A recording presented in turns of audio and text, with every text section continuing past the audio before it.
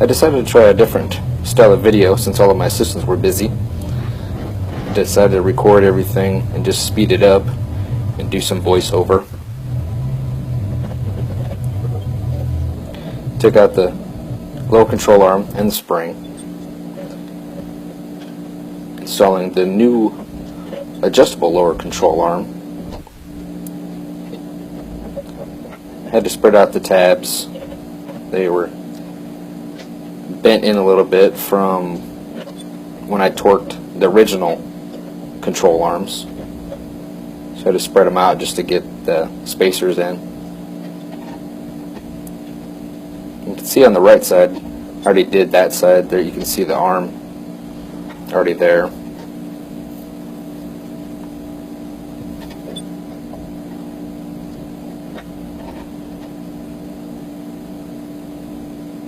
I really wish it took this, or I really wish it went this fast.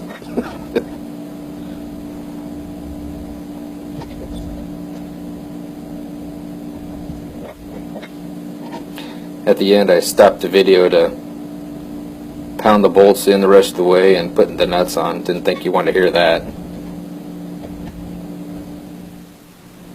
There they're in.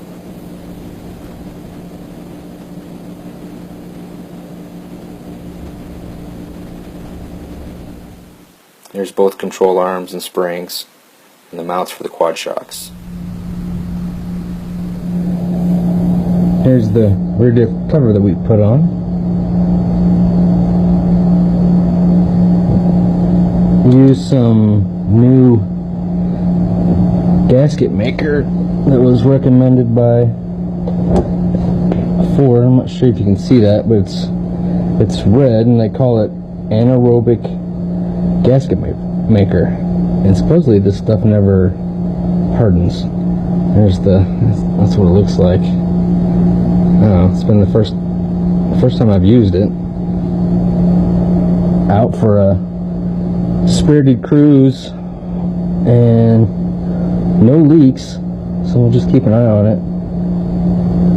Last time I had the cover off, the old cover, when I put that on, I used black RTV. I got a little carried away with it, but it didn't leak, so I guess that's the whole purpose.